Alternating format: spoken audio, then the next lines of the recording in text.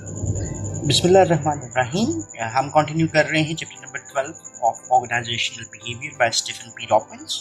हमने last lecture में leadership के ऊपर बात की थी और हमने डिफाइन किया था कि व्हाट इज लीडरशिप, और हमने कहा कि this is the ability to influence a group towards the achievement of goals. इसके साथ साथ हमने कंट्रास्टिंग व्यू ऑफ मैनेजमेंट देखा था, जिसको हमने डिफाइन किया था कि जहाँ पे हम यूज़ कर रहे हैं अथॉरिटी को, जो कि किसी भी फॉर्मल रैंक के साथ अटैच होती है, इसका मकसद क्या होता है कि हम ऑर्गेनाइजेशनल मेंबर से कंप्लायंस हासिल कर लें, और both are necessary for organisational success. Then हमने इम्पोर्टेंस ऑफ लीडरशिप के ऊपर डिफरेंट कोट्स को देखा, और इसमें हमारे पास नेचर एंड नर्चर थ्योरी के ऊपर हमने बात की थी कि आर लीडर्स बॉर्न और दे मेड। फिर इम्पोर्टेंस ऑफ लीडरशिप को कंटिन्यू किया और डिफरेंट डेफिनेशंस को हमने देखा।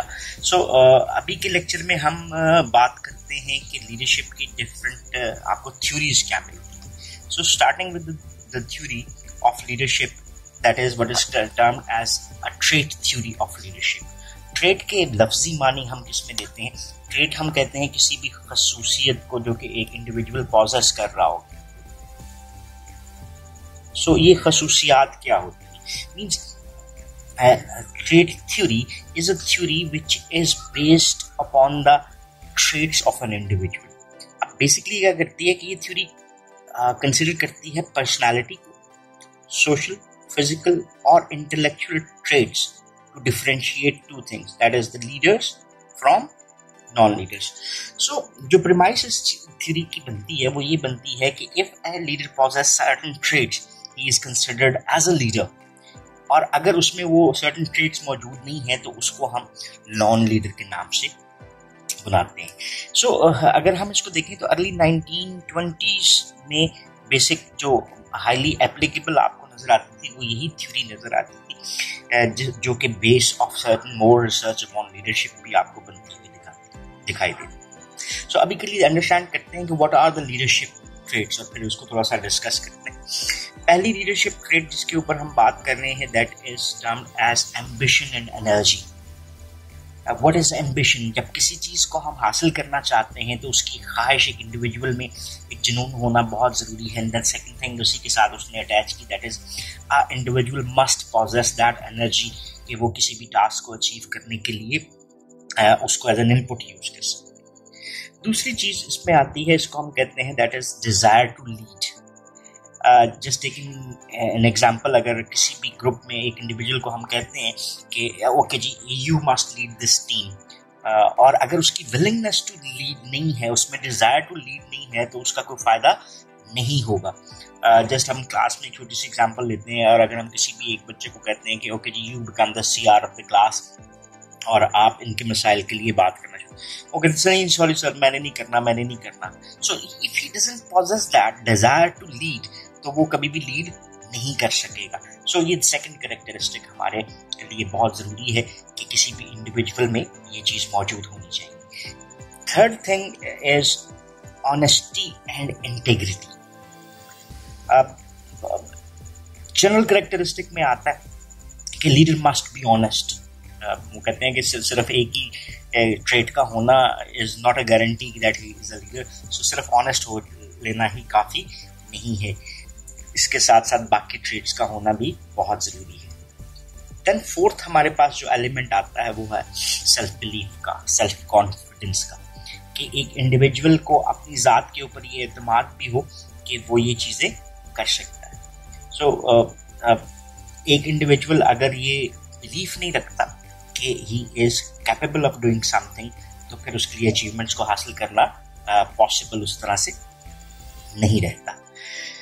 ये सेल्फ एफिकेसी के साथ रिलेट करता है, सेल्फ कॉन्फिडेंस, कि एक इंडिविजुअल ये बिलीफ रखता हो कि वो ये चीजें कर सकता है। एंड फिफ्थ एलिमेंट जो आता है उसका वो है दैट इज द इंटेलिजेंस। हम इंटेलिजेंस किसको कहते हैं? That is ability of an individual, कि वो सेंस रखता है, जो अपने इर्द गिर्द के इन्वायरमेंट की चीजें हैं उसके बारे में वो चीजें में जानता है। Intelligence also related with the knowledge of the situation as well, कि एक इंडिविजुअल में अगर वो इंटेलिजेंस का लेवल नहीं है, हम इंटेलिजेंस को मेजर करने के लिए एक टेस्ट यूज करते हैं, this is considered as intelligence quotient test which is a measurement of intelligence in an individual. So those people who have high intelligence tends to be better leaders. तो ये एक essential trait of leader में भी आता है. Then high self monitoring, ये 6th trait है कि एक इंडिविजुअल अपने आप को असेस कर सकता है. For instance, if this is the starting point and this is the ending point और ये हमारा सारा रास्ता है, तो हम यहाँ पर और यहाँ पर असेस कर सकें कि हमने कितना फासला तय कर लिया है और कितना हमारा रहता है.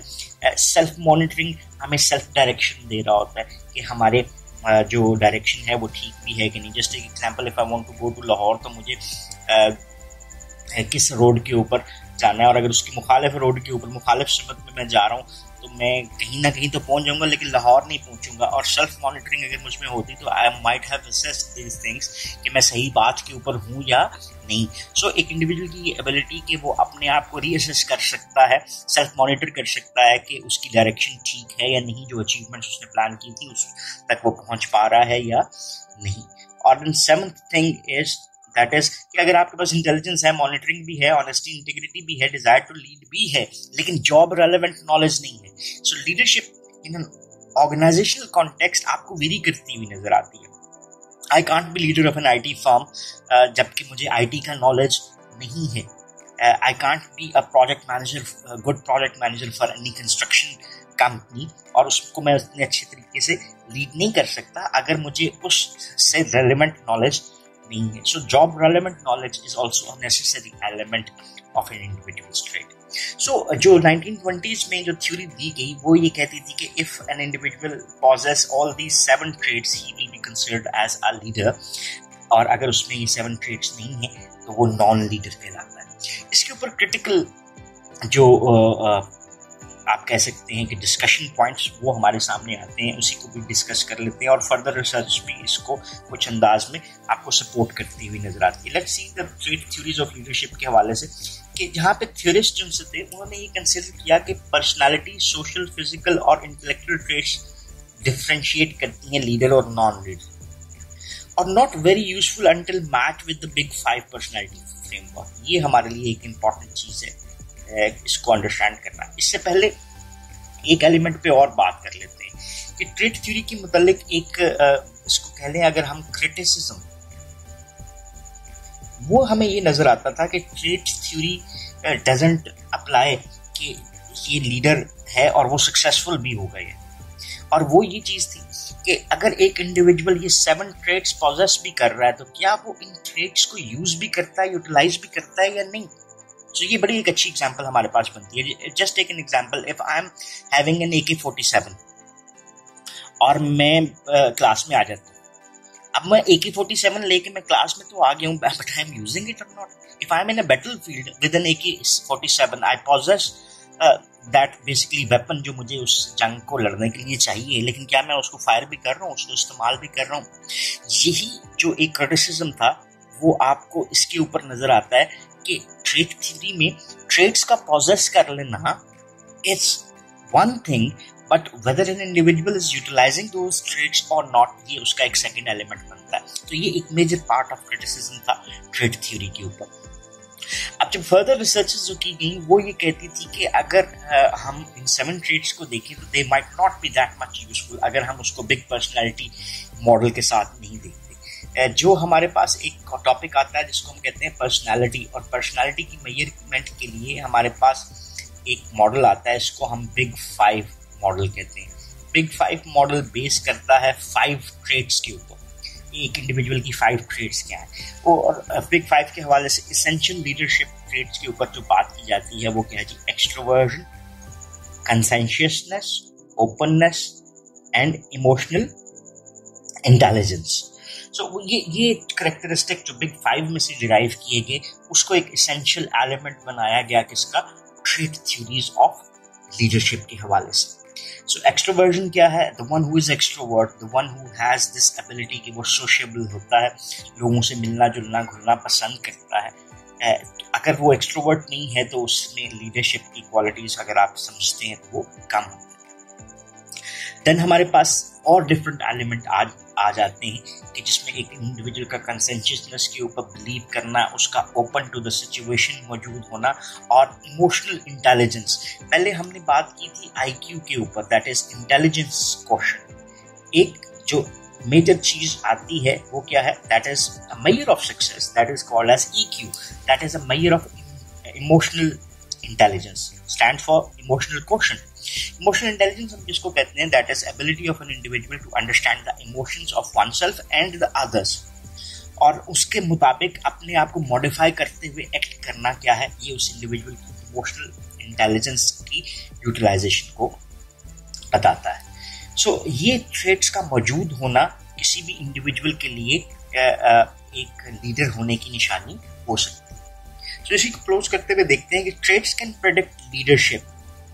जैसे अभी हमने वो बुलेट वाली बात की थी AK-47, but they are better at predicting leaders emergence than effectiveness.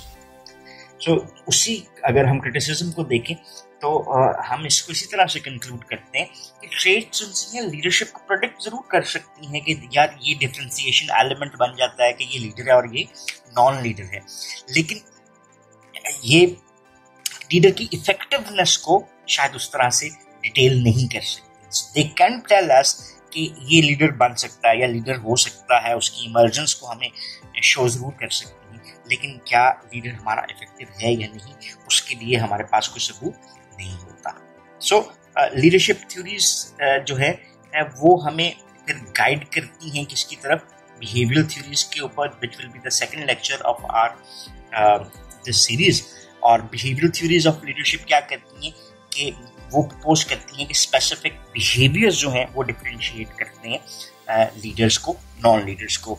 और अभी नेक्स्ट लेक्चर में हम देखेंगे कि हम किस तरह से मूव करते हैं from trait theory, that is leaders are born not made, कि वो पॉजेस करते हैं वो ट्रेट्स जो उनको बाय बर्थ मिली हुई हैं, और बिहेवियरल थ्योरी कहती है leadership traits can be taught. So ये एक कंट्रास्टिंग व्यू है। तो अभी के लेक्चर को हम यहाँ तक रखते हैं। If you have any question or queries, you can ask in the comment section, and definitely we will try to answer these questions. So thank you very much for watching this video.